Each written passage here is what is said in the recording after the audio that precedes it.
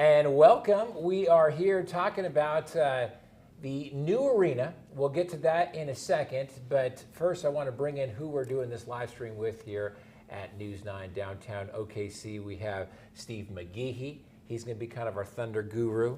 We got Colby Thelen, who's sticking around after hours, after his shift. We appreciate that. And Matt McCabe, who is the ultimate numbers guy, is going to kind of break down what we just heard and how we're going to pay for it and all that. But we're here basically because the mayor did give his State of the City speech, which he gives each and every year. But the big part about this was the first renderings were released on the brand new arena that is going to be very close to here, downtown Oklahoma City, right across the street from Griffin Media. So we're super excited about that, and now we kind of know what it's going to look like. He had the architect, David Manica, up there with him as well, which is a little different because I've heard a lot of these State of the City speeches. He has never brought someone up on stage like he did today. So it was the architect giving like his take on why he designed everything the way it was. Also, there was this really incredible video that went with it, and we will show that to you. But we do kind of want to first on how do we get here? And the reason we got here is that the Paycom Center originally opened in 2002, and it's old. It's old, and not only old, but he was saying old at the time that it was built. That other arenas at that point, he was saying it cost, what, $90 million. They were building a $400 million arena in Dallas at that same time. So even for the standards that it was built, it was old even then. And don't forget, designed for hockey. And had a lot to do with the seating, where things are laid out. Those are some of the changes that you're going to see with the new renderings, which looks pretty cool, bringing people closer together. But it's old. It was time. I know we talked a long time ago. Matt, you covered a ton of stories ahead of the big vote. And one of the big things was just space, not in the bowl, in the concourse, outside of the bowl. I remember going down, gosh, this was right before the vote with the general manager, Chris Semrau, showing us the area where they hold bands, where they host events and entertainers. And I looked around and it was like the back part of it was where they stored chairs. I mean, this is where they're hosting some of the biggest artists in the world, right? And they were saying that they were losing shows to the BOK Center in Tulsa. Yeah. That happened all the time, and it's still happening right now. Yeah. You know, we got Paul McCartney just announcing that he's going to be in Tulsa, not Oklahoma City. So this will get us back on par with that and then some. Did we get Ringo? We got Ringo. We got Yoko. Steve, I want to ask you, because you've obviously been in the Paycom so many times. You've been all through the Paycom Center.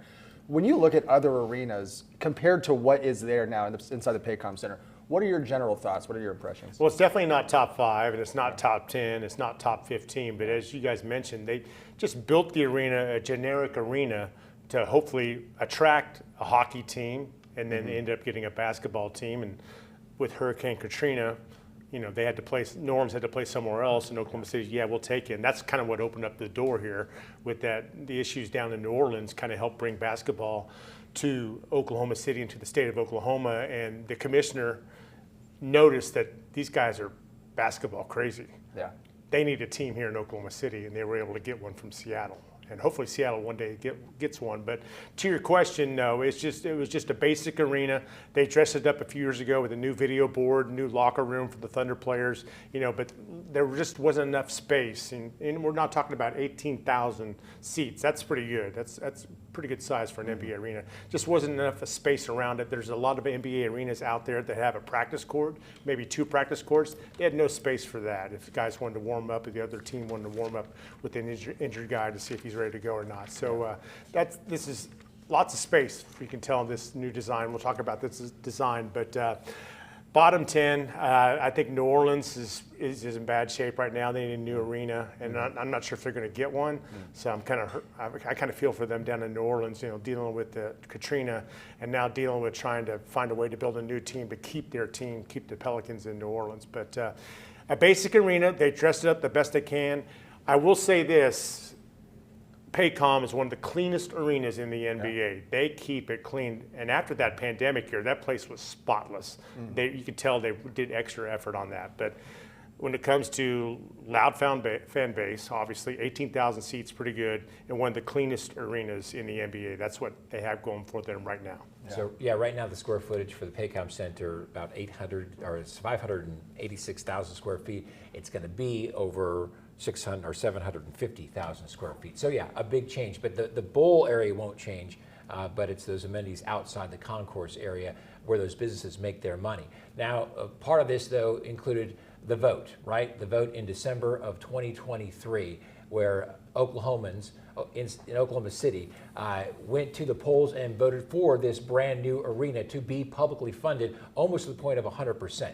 It's a $900 million project, $900 million project right now. Yeah, right now. After seeing these renderings, though, you're like, I think it looks a little bit more than that. But Matt, that was a vote in December of 23 that folks overwhelmingly approved this new arena. That was a 71% margin that people approved this new project. And this has actually been the biggest question that Karl's been asking me about this week is how much of this is a rounding error? Some people keep talking about 900 million. That's what it says on paper, really, but you've even heard city leaders say the near $1 billion or the $1 billion arena. We know with other projects that are happening in Oklahoma City, these change orders are happening. Other big projects in Oklahoma City have stalled out recently because of just the inflationary changes. And even as we look at other sports projects with the MAP soccer stadium that they're going to build in Bricktown too, City Council last year also added a big, whopping amount and several millions of dollars to that project too. So I think that makes most of us believe that it's likely that this could inch closer to $1 billion. We've asked those questions before, and it's, people kind of said, well, certain things you can go with a lower, you mentioned like cheaper flooring or something like that, ancillary stuff. That's the mayor was saying, just gave me one of the examples that it might be one of those things where we have to cut back here or there, but we're going to get it done for this price. So it was also a conversation we had before the vote. Right, and I think for a lot of people who aren't from Oklahoma City, maybe they're not familiar with the funding mechanisms that Oklahoma City has relied on time and time again for these, publicly supported projects, right? Which is that it's a extension of this 1 cent sales tax that's already in effect, right? So it's a continuation of that. It's not an additional tax once it expires in its current form. It continues on to support a new project. That's something that Oklahoma City has struggled ever so slightly with, especially this year, is that they've reported a little bit of sluggish sales tax revenue. But I know that the city makes pretty conservative estimates, so the hope would be that it overperforms rather than expecting that the sales tax collections underperform. And it has overperformed in the past. So MAPS 3 overperformed. I don't know where MAPS 4 is right now, but as far as that goes, there is some history to back that up, that they will have extra funds. And typically at the end of their projects, they will just put that into something new. Maybe it's even like street maintenance or something like that. But yeah, no, there is a background for that or some history there. So, are we ready to show this video? Because I'd love to show what was presented today. So let's go ahead. Here is the new vision. Love it, Yeah. love it. Steve, we were talking about how much closer the seating is. Yeah, behind the backboard, Yeah. especially right now at Paycom, it kind of fans out behind the backboard, Because so it's you're built for kind of that way climate. back there. Now you can tell on those seats there that they're kind of more angled up. This to me is the money shot right there. Right there. Coming over the Myriad Gardens, right up through what is a translucent building. I would say it's a stone's throw from here, but that's a lot of glass, so I'm And not going to Thunder use that Alley, expression. right? You just saw Thunder Alley. Thunder That's a Alley, big yeah. thing. Yep. And we were talking about how it just ties into Myriad Gardens, and that was one of the points that the architect made, David Manica, that was right there. So it's just beautiful to be able to tie that in. And there is no front and back, right? It is. The concept of this was a circle first, right? Yep. And so it's beautiful. I would say my nickname it would be Thundercloud, because it kind of looks like a cloud in the sky. And that's Reflecting the clouds? Yeah, it's just like that. You're playing with a thundercloud. I like the thunder blue all the way around it. The lighting makes Yeah. it really cool. Yeah. And I don't think there's a glass arena in the NBA. There's some that have partial, like Fiserv Forum in Milwaukee has some, Cleveland as well. But as far as glass all the way around, I don't think anyone in the NBA has. I'll have to research it more, but off the top of my head, I can't think of one I've walked in where it's glass all the way around. They're talking about the idea here being that it could be something that is timeless. Yeah. So they're saying a lot of times you have these arenas that have these cool new designs, but then at the end of the day, you're looking at a decade into the future and suddenly it's outdated. They were hoping that this would be something that could stand the test of time and would look classy. In fact, it was one of the notes I wrote down just looking at the mezzanine, the balconies there. He said it almost looks like the Met in New York, the Opera House. And I felt a little vindicated because the mayor said that he thought it looked like a performance hall, where you would see the opera. And I was like, yeah, it does. It gives that the wood look with the concourses that overlook the main concourse, which was an interesting thing. You're not separated by levels. You're sort of all together. And that was one of the themes that was tied throughout. So can we talk about that real quick? Because I wasn't sure I understood that when Manick had mentioned that you're all on one level. Does that mean that the concourse is going to be open? Because right now when you go in the Paycom Center, when you actually go into the bowl, you have to close those curtains, right, behind you. And so will there not be that here? It would be kind of all open? So I think he was talking in the like outside. So if you're looking at the renderings now, you can see when it's looking at the balcony shot, and almost the wave in the balcony. So you're able to actually look down to the ground floor when you're on levels 2 and levels 3. You can just look right over the edge of the balcony, and you're kind of there with everybody else. Now I like how it's built up too. So it's not going to be street level. You have to walk up to the entrance. That's very cool. It kind of stands out in downtown Oklahoma And it looks City. like the one thing that is walk up is the Thunder Shop. Carl thought that might look a Well, little small, or I just think it is small. It's small right now, and I've been to Climate Pledge Arena in Seattle. We did a story up there before the vote back in 2023, and their shop that the Seattle Kraken have is 3, 4, 5 times maybe what the Thunder shop is for that. And so I mean, there's a missed opportunity right there. And just in that's a new arena. It opened I don't know, fairly recently, just a few years now. That has a ton of concourse space, a ton of mezzanine space. So something that we lack right now, and we're getting. Most other NBA schools, NBA teams have that space in the concourse. Maybe not New Orleans and some of the older ones, but anything that's being built now has all kinds of space. Sacramento, Golden State, there's things to do. Indiana had a great, huge courtyard to where ESPN and NBA TV were set up. We were set up there, all the stations there overlooking it, that balcony look. That's the square footage that they're wanting. They're not talking about more seats and more space at the inside. It's all the stuff outside the arena, inside and out. That's what they were lacking with the Paycom Center. And David Manica and Mayor Holt, they talked about the seats, and they said that it's going to kind of be in the mid to upper range of all the stadiums that are out there. It's not like they're adding a humongous amount of seating capacity. In fact, they said it's going to be more intimate, and they, as far as Loud City goes, said it's going to be a much louder arena, which I think excites most people. Loud City is going to get louder, according to David. It looks compact, and I like it. Because like I said, behind the baskets, it kind of fans out, and you kind of get lost in it. But everyone seems like they're on top of the action. So that's the trend in the NBA right now, is that the capacity numbers are getting smaller, and it's all about the fan experience, but really building something that you're on top of the action. Because you were mentioning that this was designed, the original Paycom Center design, for hockey, which means behind the backboards, it was flat. Behind the baskets, it was flatter to watch hockey. So that changes now.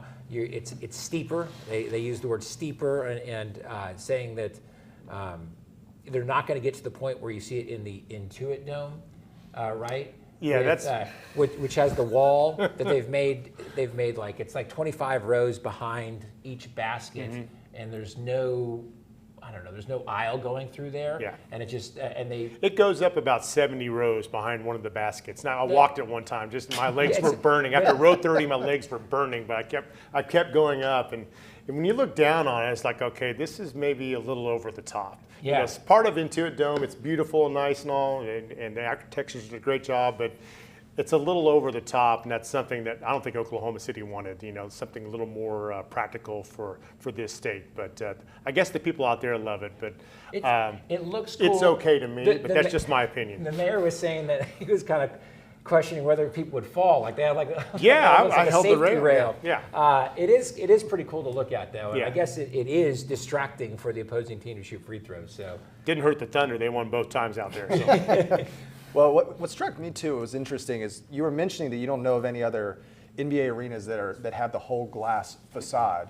And what he was pointing out was when they were talking about the design, okay, when we're designing the concourse, do we put the restrooms and concessions or restaurants on the outside? Do we bring them onto the inside? The idea was to make that compact space. We bring them to the inside. Well, what do we do with that outside space? Let's open it up. Let's open it up for the view. And that's what you're seeing right here. And that not only allows you to have that view, to have that 360 view, but also it brings those things inside. It keeps that noise in there, and keeps Loud City loud. And they keep with the circular arena now. They have a circular video board too, so they kind of keep with the theme of the circle. I like that. I hope they do concerts in the Round. Have you ever seen a concert? in Yeah, the yeah, Round? yeah. It's a full three. So- like, Oh, yeah. This is the Yeah. nice space for that. Yeah, it you can do is. it for sure. And there's a couple Easter eggs specifically when you look at some of the outside renderings or the outside angles, right? So folks who are following other projects that are happening in the downtown area, you mentioned the synergy with Myriad Gardens, but the big question that we've been following for a little bit, and actually there was some news that kind of broke this week, is what happens to the current Paycom Center. And we do know that the council, Oklahoma City Council, already approved this. They call it a preferential rights agreement, where the Thunder ownership group can actually come in and say, we'd like to buy it at market rate. And essentially they have sort of the first right, first dibs to do that. But certainly other folks are welcome to put in their own bid. And then essentially the Thunder have an opportunity to match it. If they match it, then the city gets to go with the Thunder. If the Thunder get outbid, then then another outcome happens. And so there was some reporting that the Oklahoman first broke yesterday, and we've since confirmed about Paycom's CEO put in a bid, kind of an informal bid, right? Because there's no formal bid open, but sent emails to city councilors and the mayor's office and the city manager's office, sharing some interest in acquiring the Paycom Center property. And we know that earlier, again, that the Thunder Group, they already talked about their interest. So when you look at that rendering video, you see that the Paycom Center's not in the video, but there's like faded holographic shapes of some new buildings in its place that kind of looks like a mixed-use development, kind of something that Milwaukee has. And you've been to Pfizer Forum, so you've seen exactly what that looks like in action before. But that seems to be like it could be the future of whoever develops A district. A district, The district yeah. itself, yeah. That makes the most sense, to put shops and restaurants and bars right across from the arena. That's what the Fiserv Forum has. They have shops and bars right across. So you get out of the game, you can stop off and celebrate the win or mourn the loss, but or before the game even. So that's a great spot for that to be in. Maybe it kind of blends in with the Omni as well. Well, that was a big question, was where's the opening going to be? Like, is it going to be, pointing toward Myriad? Is it going to be kind of where it is now, where it's pointed more southwest? And now it really doesn't matter. If that's going to be the design right there, there is no front and back. That's right. And so it really does blend into that extra development that will probably come. Just real quick, Matt, to you, talk us through kind of the bidding process, because the city is not allowed to solicit bids for whatever this development comes of where the Paycom Center is now. And so there's kind of maybe some confusion as to how this bid process is going to work, because I don't think anyone wants to call it a bidding process at all. Right. Yeah. There's a formal process to the way that bidding works in local government and state government and such. And so again, the agreement that they drafted up with the Thunder, which the council already approved, is kind of says like you're our first choice when it kind of comes down to it, so long as you've got the right amount of money that makes sense. They're not going to get rid of the Paycom Center or its property for $1, or something that's obviously below market rate. And then, one thing that, the Thunder, they've not confirmed exactly what their intentions would be with the property. They've only basically just said that it would be to sort of enhance the experience and the atmosphere there. But again, when you look at the renderings that are there, that gives you another inclination or an idea of what their vision could be, right?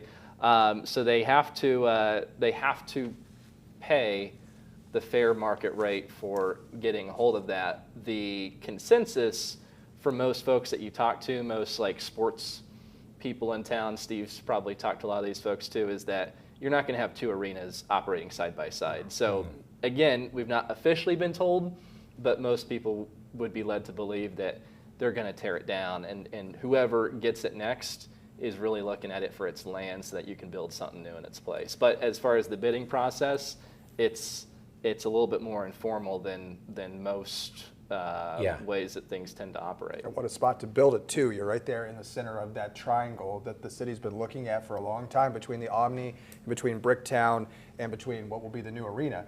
You're looking at a prime spot to put something like a district that would make the most sense. The Chase Center, and you've been there, around the Chase Center, I know that spark some development, including a new park down there. It's not a big park, but it's like 5.5 acres, and the park Half along of the it's surrounded by waterfront. water, so it's Yeah. kind of hard to get to. So Yeah. I'm not a big fan of going to the Chase Center, getting a ride there, because Yeah. a lot of Uber drivers are like, no, I'm not going there, because you're kind of stuck in that corner. But it's beautiful though. You walk out and you see the San Francisco Bridge in the bay, and you see downtown Oakland. So, that's something they've really taken Yeah. advantage of. But the Thunder, I remember the first time I went live there at 5 o'clock with the time change, it was early and there was nothing going on. It was just me. Or I thought it was just me. And I looked to the right and there's Clay Bennett and his staff checking it out, taking mental notes, taking notes to see if this is something they want. So that was kind of cool. But I know they went back there again. I saw them in Sacramento. I saw them at the Intuit Dome as well. So, they did their homework on this, to find out what they wanted, what works for that team that has that new arena, and would it work for them as well. So they kind of took notes from all these places they visited, and I thought they came up with a pretty good piece of property coming up here. And we mentioned the Chase Center because that's a Dave Manica project. Yeah. It's a lot larger than what the new much larger, Thunder but lots of needs to be. room, lots of space. I think they have the best video board by far. It's not too big. Like the one in Sacramento feels like it's too large for the arena. But the video board has a lot of information on it, and hopefully this one too. I like the round video boards as well, so everyone has a look at it. Intuit Dome kind of has the video board, but it's like at the top. It's like a halo. You got to look up there, it's like a halo, so that's kind of cool. As far as the one in Sacramento, the Golden One Center. Golden One Center. So I'm not. This is going to come out bad, but I didn't want this to Go look for it, like Carl. that. Let it rip. It was kind of an older arena, and I know that they were looking. What you heard is that they were looking at that one. Yeah. And I'm glad that it doesn't look like that. But that has been a super successful arena, Yep. and it did spur a ton of development in Sacramento. So maybe that's kind of why they were looking at it. But if you look at it now, it does look a little dated, even though it's supposed to be futuristic. Yeah. Looking. And they have it was glass put up on at one 26. side. Okay. Only halfway up behind one of the baskets, they only go up, seats go up halfway, and then the rest of it's like a big open square footage area for stuff, and then they have a glass window. And they can open up that glass during the game as long as the wind is under 10 miles an hour, and it has to stay open the entire game. So that's kind of different. So, Sounds safe. I don't know. It doesn't get too windy in Sounds Sacramento. Well, it wouldn't can work get cold here. though. What was kind of cool about today, what I thought is getting to actually hear from the architect himself, right? About his design process and what he kind of thought about. One interesting thing that he noted was he walked into this meeting, said all these other architects came into the room, they all had their designs in hand, what they thought it should look like. He went in with nothing. Yeah. It's a bold move, Cotton, but it worked out for him. It went in there with nothing and took the opportunity instead to listen, to hear what the city wanted, to see what would fit, what the vision that the owners had, that the city has, that the team has. And he ended up winning out because of that, because he said we went in and then once we got the bid, okay, now we're going to sit and listen for 2 hours. And the words that he said kept coming up: unity, community, resiliency, and timeless. Those are four of the big ones. And so I think that they tried to capture this not only in the circular structure, but with the open windows, with the more open floor plan.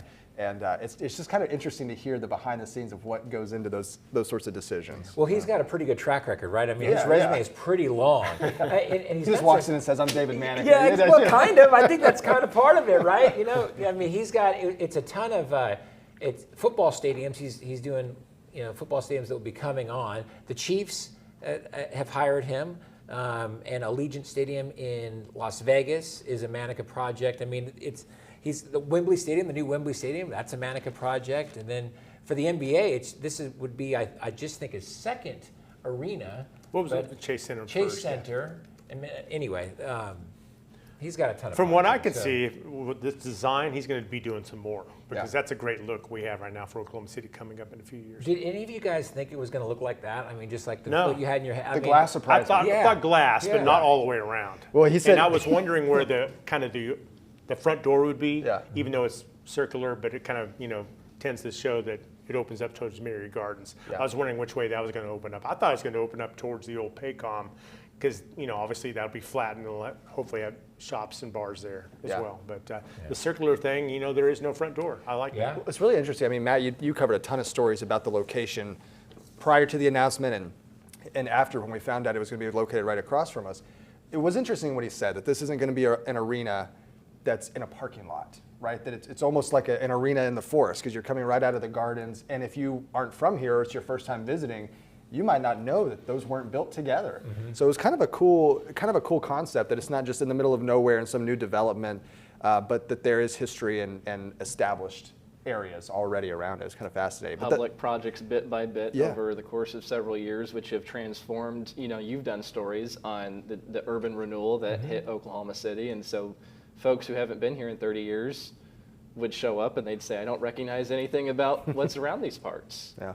And it wasn't too much like a mystery on where it was going to go, at least, because it's like, hey, well, we have the old convention property. center, we have it. So, I mean, that's not going to cost us. And there's another reason why that makes sense, and you can see that too in some of the rendering footage that you have here, is the rail station that is on the east side of where the stadium development's going to be. And Mayor Holt, he discussed this in his address as well, which is that there's still this kind of big shot sort of transportation dream to have this rail system that goes from Norman into Oklahoma City, from Edmond into Oklahoma City, and the rail is already right there. And to kind of help with obviously people getting into downtown, I think Oklahoma City is certainly not as bad in terms of gridlock on game days as many other metro cities that are out there, but that's part of the long-term, long-range planning, is that they want to certainly be close to a possible future, probably not this decade, but a point in time where folks can hop on a train from some of these suburbs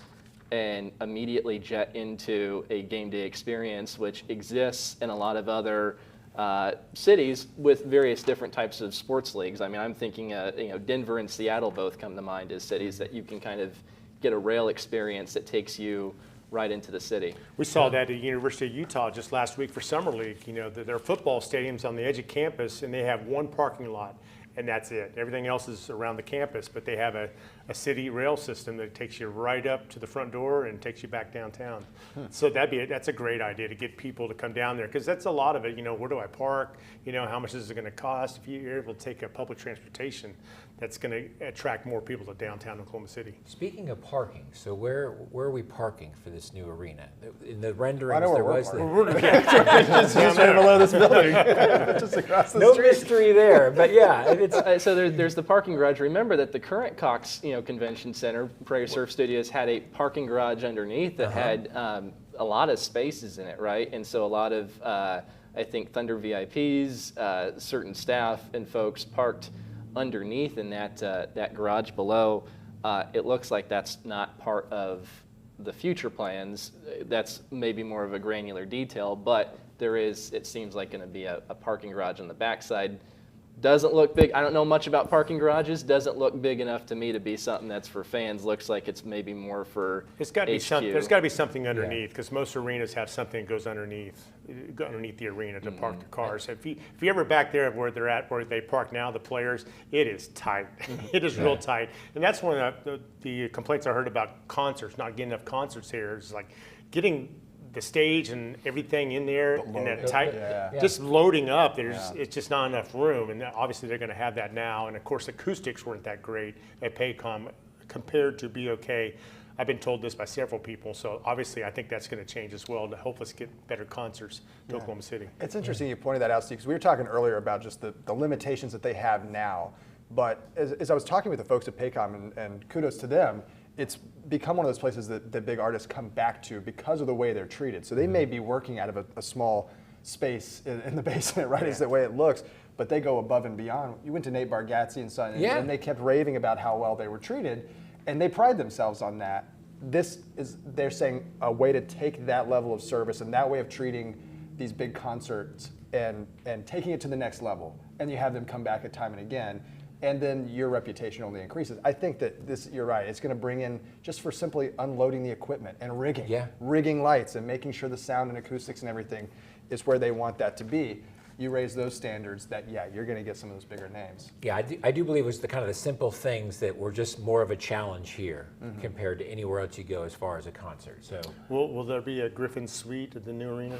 Who am I asking? And can we sit in it? there should be a Steve McGehee suite. No. I do like the idea, though, Just think about that if you were in there, I know that you went to all the games during the finals. I mean, how loud was the Paycom Center in the finals? I mean, it's just crazy loud, and those noisemakers. And that you was think part of about it, every seat being taken. They took 2 sections out for the media to sit, because I think maybe Minnesota was maybe a little louder just because you had 2 more sections yelling at you. But it's one of these. So you'll have less people. But and you're just compact, because though. of design, You're on it. You're going to have a louder arena in the end. Yeah, I think it's going to be. Cool. I love the fact that's the first thing I noticed when I saw the renderings. I'm like, oh my, they're right on it. They're right on the court, you know, and that's what you want. You want that home court advantage. Utah, behind the baskets, there are no, floor seats behind the basket. It's just 2 ramps like this, and they're right on it. And it goes up both ways, It gets loud there as well. I know that this is a new arena, but it does remind me of the college basketball atmosphere. Yeah. And there's not too many round arenas out there. Madison Square Garden's round, and there's one more that's, I think, pretty much round, and everybody else is like a rectangle. Lloyd Noble. Lloyd Noble's kind of rectangle round a little bit. Like Gallagher Iba's, nothing wrong with rectangular, but it's unique. It's just round. Obviously the Houston Astrodome, hopefully it still stands, but that round as well. That kind of makes it unique. I'm blown away. I was totally blown away by. And were you guys all expecting to see some pictures? I didn't think we'd see this whole video. Oh, So AI's doing some work. It changes the the works. experience. If it looks anything like that, I'm thumbs up over here. Well, so. the whole takeaway too, just from the State of the City speech itself. I mean, there was a common theme. He was talking about the parades being the single greatest day in the city's history, and I had to think, the state of speeches always tend to have a very positive and almost sensed a giddiness. Like, you had to believe that this was the most excited he's ever been to give a State of the City address after the championship and after the parade. And I loved what David Manica said, is this is the first time they've ever been revealing plans at a State of the City address after, like 3 weeks after they win a championship. He came and talked when he was announced as the architect. He came on our 4 o'clock show live. By the way, he's going to be there again today, so look for that.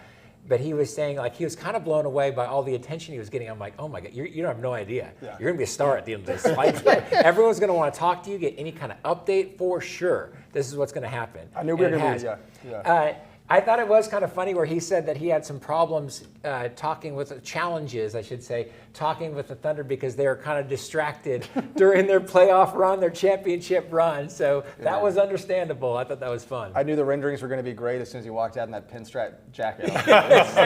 This guy knows what's going on. The best thing about it all, it's just right across the street. Right across the street. Yeah. Right now, across the street. What was your big takeaway? Well, it was interesting. At the beginning of his speech, he said that the first time that the words big league were really ever associated with Oklahoma City, he said it was 1992 in an article that Carla Hinton for the Oklahoman wrote just about maps at that time. And he kept using this analogy of like a narrative, like writing a story, like a storybook, that Oklahoma City has been a city kind of like waiting for its climax, like the rising action keeps building and building and building. And he said that the original, sort of mantra for the Thunder when they first came to town was rise together. And so it makes it feel like 2025 is sort of like this chapter bookend, not story bookend, right? Because the story continues, but it's a nice stopping point for that first sort of rising action. And he kept using this language that like everything after today is different. Everything past this point is a different chapter for the city and such. From that article to be capped off with an Economist article saying big league. Yeah. Here it is. No, for sure. Yeah. And that video is big league. This project is big league. And they're going to be able to attract, I would imagine Oklahoma and Oklahoma State are going to want to play some basketball games there at least once a year. And of course, the NCAA tournament's coming back, but they're going to want to be back as well when that arena opens up. So this is more than just Thunder basketball. They're going to get better names when it comes to concerts.